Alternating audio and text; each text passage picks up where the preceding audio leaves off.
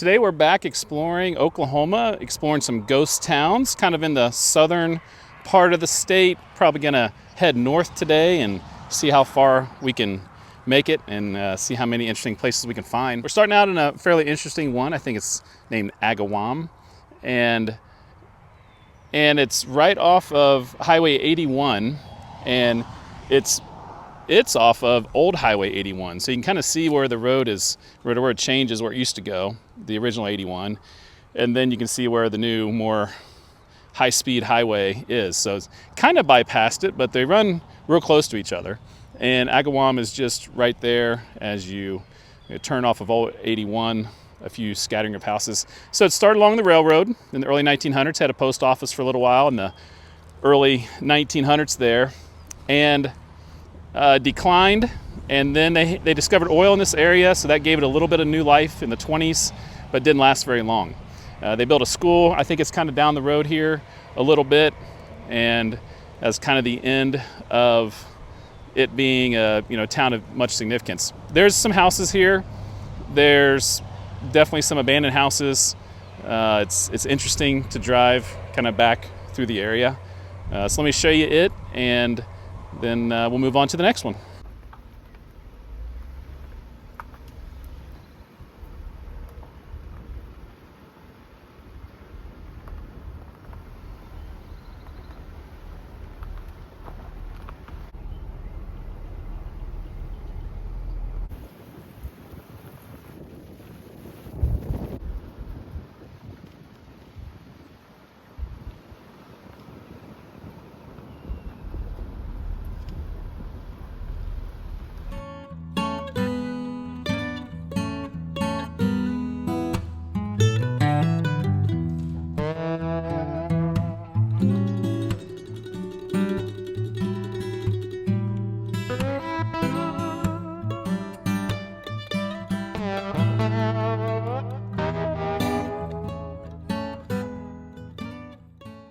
So the town site was right down there, and I don't know, half a mile down the way, there's the old school.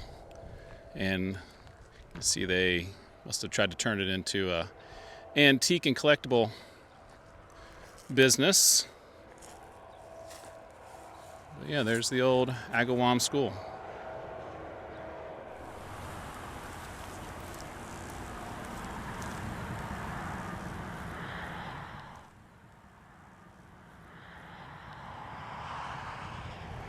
To give you an idea where we're at geographically, there's Lawton. I did some videos about Lawton recently. If you go straight east, we're going to find Highway 81, and I did the small town, downtown videos of 10 different incorporated towns starting in Marlow and up through Rush Springs. And just north of Rush Springs there, you'll see Agawam, and that's where we're at first, obviously. And from there, we're going to head north. More towns that we already visited in a previous video. Looking for a dot on the map that might be unincorporated, and I'd say Powers is our next one. So let's go check out Powers.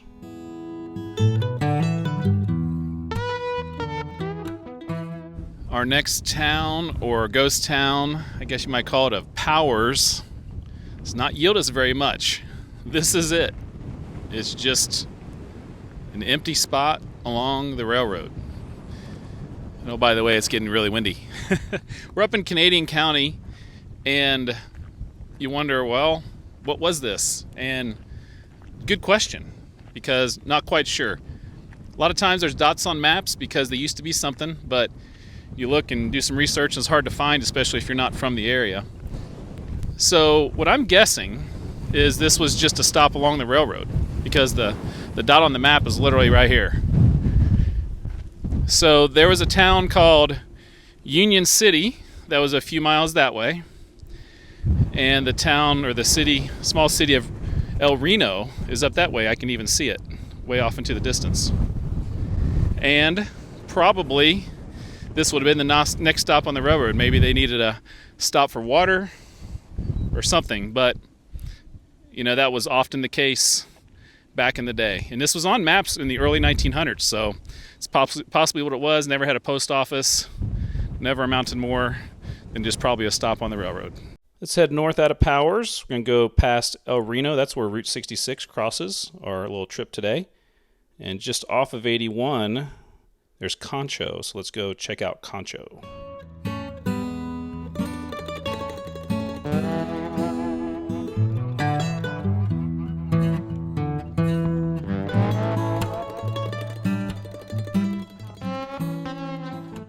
Our next stop really isn't a ghost town, although parts of it might feel like it, but this is called Concho. And this is the center for Cheyenne and Arapaho people. And so it's very historical. I think this is an old school right here. But let's learn a little bit about Concho.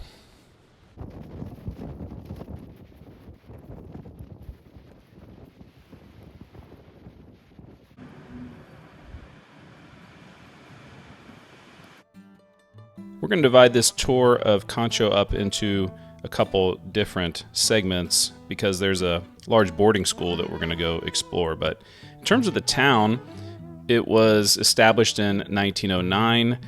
This is Cheyenne and Arapaho Reservation area. The word Concho comes from the Spanish word shell, and that honored Indian agent Charles Shell. As a small community, it was tied to the agency operations and nearby agricultural area, so you can see some, governmental type buildings. It's always remained small, largely rural community, ties to those tribal and federal operations in the area. So it's always been a low population area. Post office opened in 1915, and you'll see a small post office here in the video kind of driving around town. And right there on the left part of the screen, that's the boarding school that we're going to go visit as well. But just driving around town, you got a couple water towers and a mixture of some older buildings with some newer buildings. And kind of looks like, in some ways, kind of a normal small community.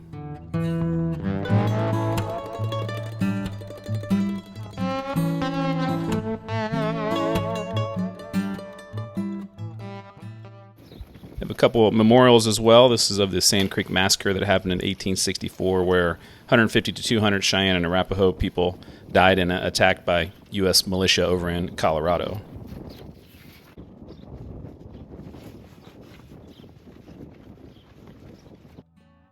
So now, after touring the town, we're going to go check out right there in the middle of the screen, and that's the old Concho Indian boarding school. Kind of a fascinating area. I don't know if you remember that I did a video a little while back about Chilocco, Oklahoma, and the boarding school that was there.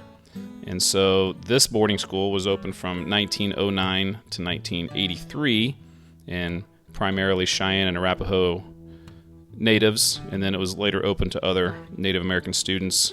Grades 1 through 6 initially, expanded to up to 8th grade over time. We're going to get out of the car and walk around a little bit. Kind of a haunting area to check out. So this was part of a federal effort to assimilate Native American children into mainstream society. Very military style with early wake-up calls and strict rules. The students would do a half day of academics and a half day of labor. The boys learned trades like farming and livestock, and girls were more domestic work. They had a large farm for food production that the students also contributed to. So they would punish the students, including more labor, if they spoke in their native languages. So once again, they were trying to assimilate the natives into American society.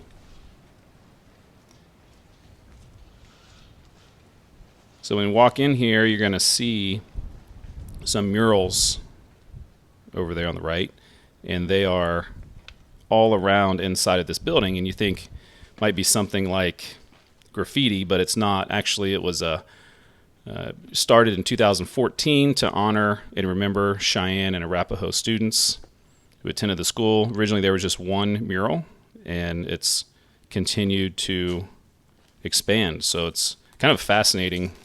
Had no idea this was going to be in here. So I just decided to walk around and check it out. It's very somber feeling walking around thinking about what happened in this school. So in the 1930s, they had, enrollment numbers that were about 100 to 150 boys and girls each. Don't quite know how big, what the biggest it was, but by the 1940s, they started facing some threats of closure during some federal Indian policy shifts. They tried to add new facilities and programs in the 1960s to keep the school going. Enrollment really declined in the 70s and 80s, and the budgets were cut. Then it closed in 1983, like I mentioned earlier. So eventually they transferred the buildings here to the tribes, and then pretty much have been left vacant. And about 30 years after they closed, they started these murals.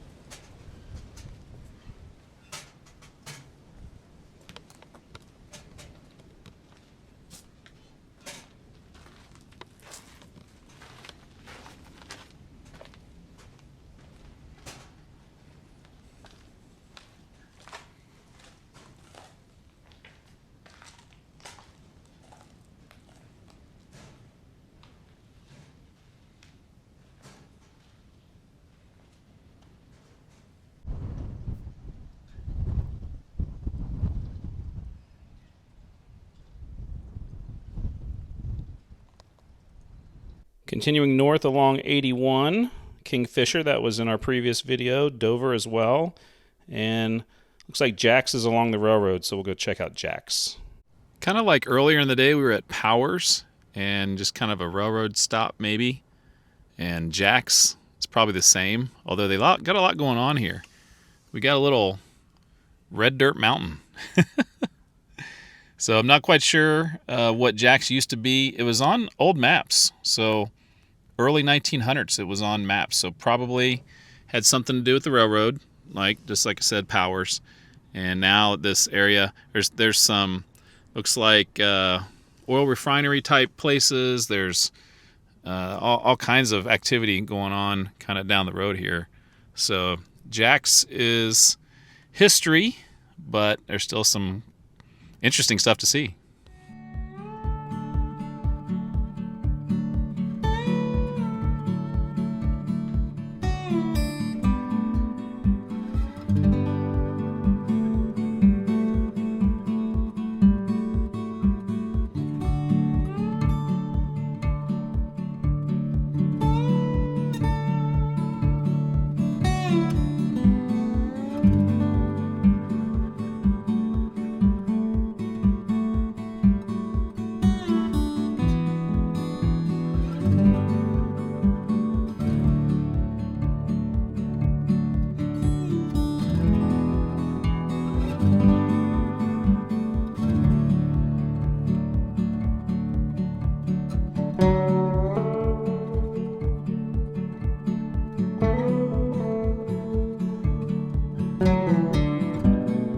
Heading out of Jack's, we're going to go through Hennessy. We did a Small Town USA video a while back about Hennessy. Pretty cool little town. Let's go up and check out Bison.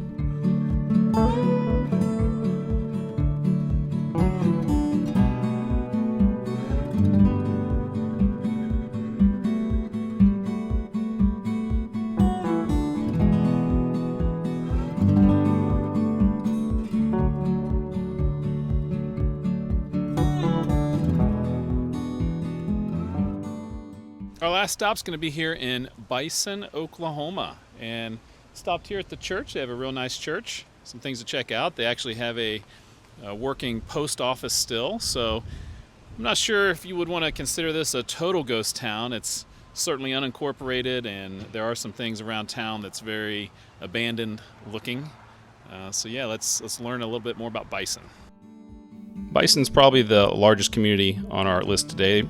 I'm guessing there's about 50 people that live here, but it's been unincorporated for a while, and that's why we're including it here on our ghost towns list. Definitely smaller by a significant amount than it used to be.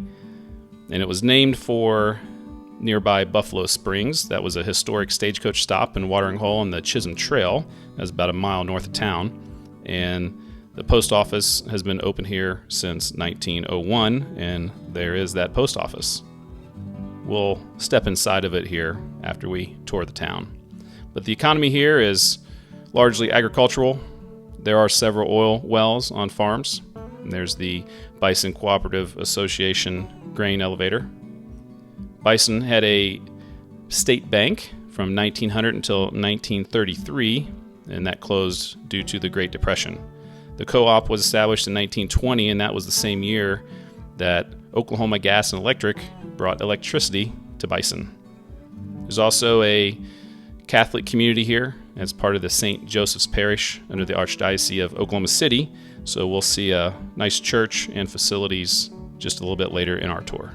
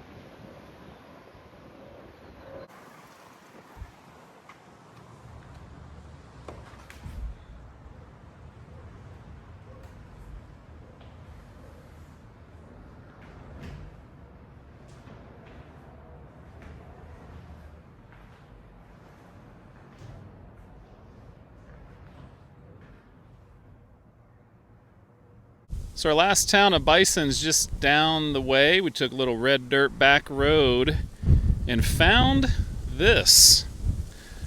This is the grave for William Rankin. You can see he died 8/8/1888. So here's the story. It's so windy. It's so windy. But so Rankin was one of the men that was building that railroad track right there. And apparently he laid tracks right there, and somehow he passed away.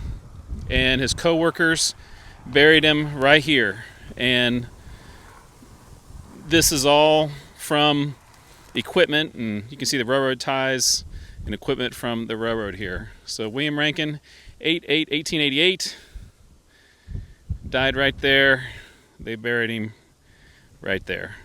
Hope you enjoyed that little trip through Oklahoma. You know, sometimes the dots on the map have some interesting things like bison and, you know, Concho, and then sometimes, like some of those other ones, there's nothing there to see. But that's why you got to go out there and check out all the dots on the map to see what's there. And hopefully you enjoyed it. I know I did. And next time, I'll see you down at Back Road.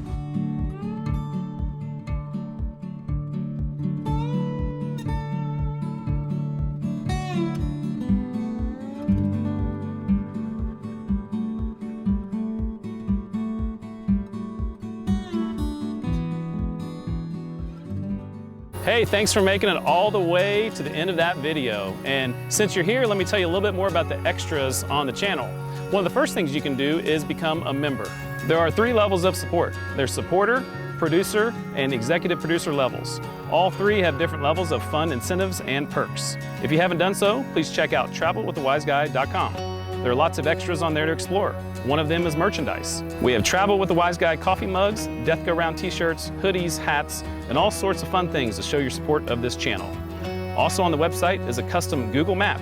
I've dropped pins in every place I've visited and linked the episode to each location. This seems to be a very popular feature for many of you. Also, sign up for my free newsletter that goes out about once a month. There are all sorts of links and tidbits on this page, old videos, podcasts, and just about everything I can think of I throw on the website. Get all that information on travelwiththewiseguy.com.